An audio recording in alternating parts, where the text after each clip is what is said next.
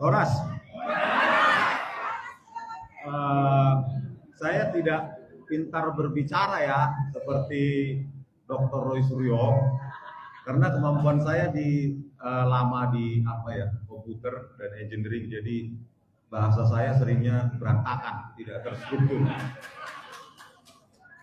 Jadi begini, sejarahnya memang sebagai seorang insinyur, saya memang orangnya sangat cuek, tidak peduli lingkungan, tidak peduli apa yang dialami bangsa kita. Tetapi saya bersyukur istri saya yang memang untuk mengingatkan saya bahwa kalau ilmu kita itu ternyata bisa dipakai untuk negara ini. Jadi mulai dari kasus Jessica, saya juga di kasus Tina Cirebon, dan di YouTube saya juga membahas tentang terbantainya 6 laskar FPI KM50,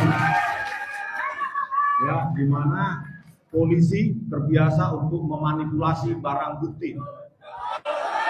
Di kasus Jessica Wongso, ya, Tito Karnavian, Krisnamurti, Muhammad Nur Al-Azhar, dan Christopher Harimanrianto, itu komplotan polisi penipu. Mereka menggunakan Tito Karnavian terutama itu.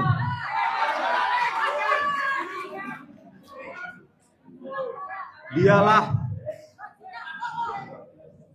jenderal, maaf ya Pak jenderal polisi pengkhianat. Harusnya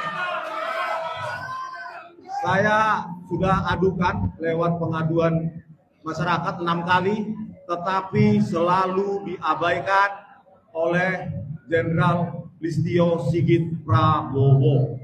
Ya. Jadi Pak Listio ini memang Kapolri yang banci dan pengecut. Terkait dengan kasus ijazah palsu ini,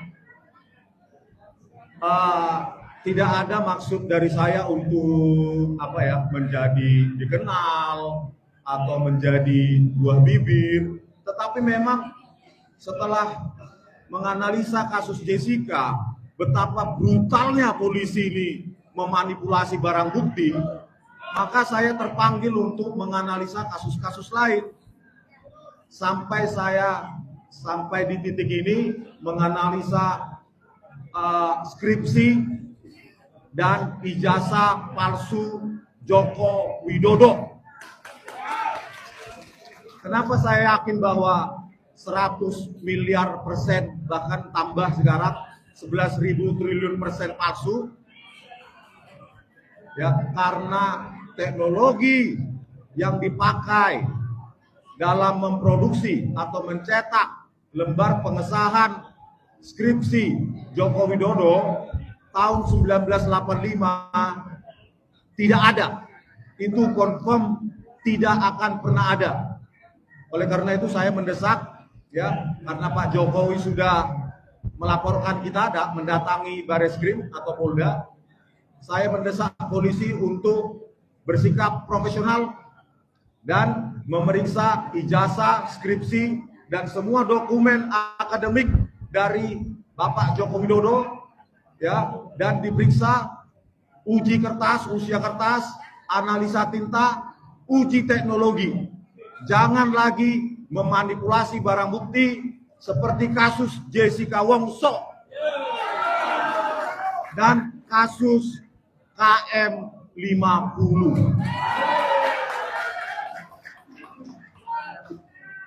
Saya berpikir saya tidak mendapatkan dukungan seperti ini, Bapak Ibu. Saya pikir kami sangat terharu melihat harapan Bapak Ibu supaya kelak, ya, kenapa kita harus bongkar ini, supaya kelak tidak ada lagi presiden yang tipu-tipu, ijazah dan skripsinya palsu. Ijazah seperti yang saya terangkan tadi malam di iNews, ijazah bukanlah sebuah aib atau penyakit kulit, penyakit menular yang harus disimpan. Ijazah UGM merupakan kebanggaan bagi seseorang dalam proses akademiknya. Ya, jadi Pak Jokowi harusnya sebagai presiden sudah dari lama itu menunjukkan ijazahnya, bukan karena diributi oleh rakyat. Terakhir, terima kasih Pak Jenderal dan semua tokoh masyarakat yang hadir. Perjuangan ini akan panjang karena yang kita lawan bukan hanya Joko Widodo, tetapi para penjilat-penjilat kekuasaan yang lain. Terima kasih. Selamat berjuang. Horas.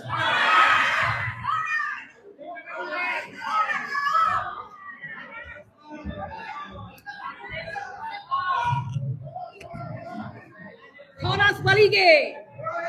Bapak-bapak Ibu sekalian, melihat para pahlawan kita ya. Biasa kalau melihat laki-laki yang menjadi pahlawan. Tapi bagaimana jika terselip seorang perempuan yang gagah berani?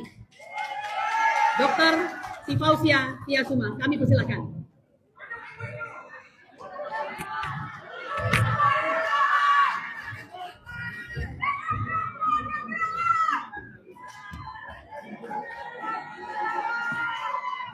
Saya coba teriak. Allahu Akbar. Allahu Akbar. Allahu Akbar.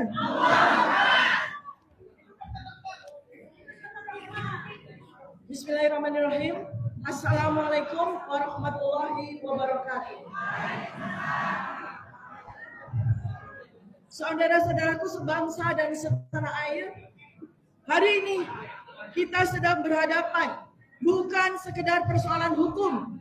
Kita sedang menyaksikan pengkhianatan besar terhadap akal sehat, moral politik, dan fondasi konstitusi negara. Kita tidak sekedar berbicara tentang ijazah palsu. Kita sedang bicara tentang pemalsuan sejarah. Penghinaan terhadap akal sehat dan kriminalisasi terhadap orang-orang yang berpikir jernih. Pada waktunya nanti, ketika Allah mengizinkan, ilmu akan membuktikan pemalsuan ijazah ini seterang benderangnya. Maka ini adalah simbol paling jelas dari kekuasaan yang dibangun atas dasar kebohongan. Bukan soal selembar kertas, tapi soal legitimasi kekuasaan yang kemudian digunakan untuk membentuk kebijakan demi kebijakan yang menentukan hidup mati rakyat. Dan lihat apa yang terjadi. Para intelektual dikriminalisasi. Dan mungkin nanti akan menyusul para cendekiawan lain yang mengungkap kebenaran kepalsuan ijazah setelah kami. Mengapa mereka, para cendekiawan, dan kami dibungkam? Karena rezim panik. Mereka tahu fondasi kekuasaannya rapuh, warisan kekuasaan disterilkan dari pertanyaan. Perlawanan harus dilumpuhkan dengan pasal-pasal karet.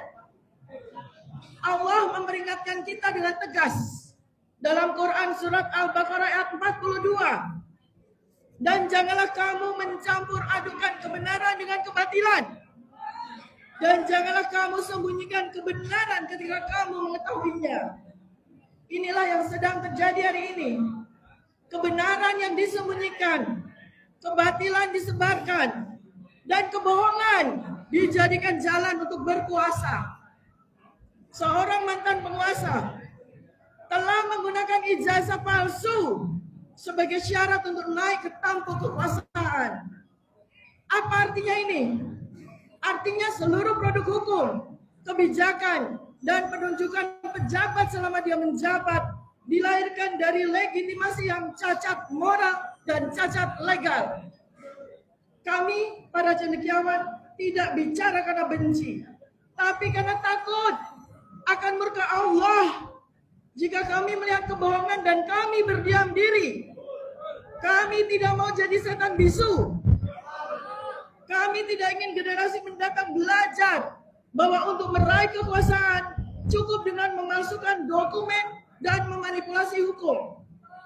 Kami bersuara agar kebenaran ditegakkan dan kebohongan dihentikan di sini, hari ini, bukan untuk besok. Mereka ingin bungkam kami, bukan karena mereka kami salah, tapi karena kami menyuarakan hal yang benar. Kriminalisasi terhadap kebenaran adalah tanda paling nyata bahwa kekuasaan telah kehilangan kepercayaan diri. Jika rakyat tidak bangkit, kita sedang membiarkan penipuan menjadi budaya negara kita.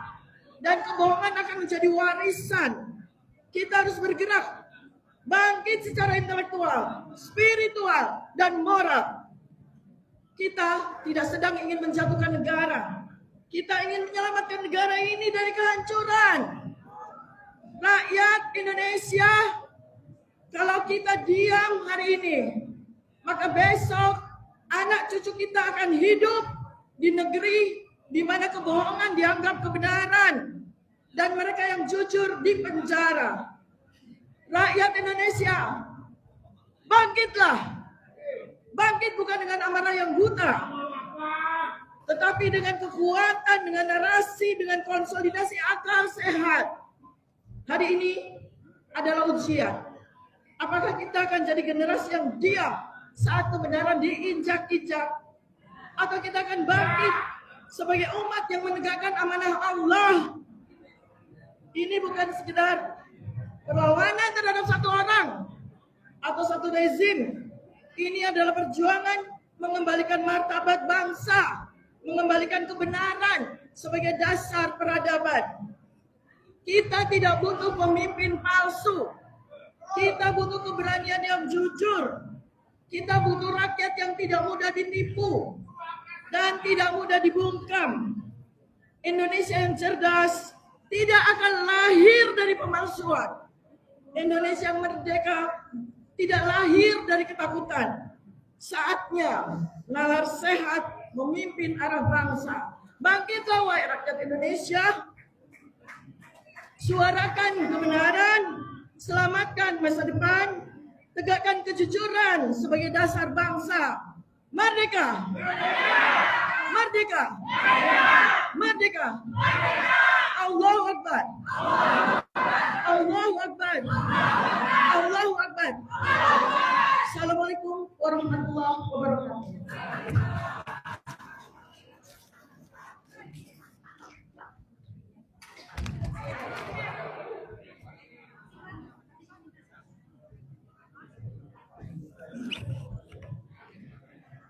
Hidup Dr. Tima!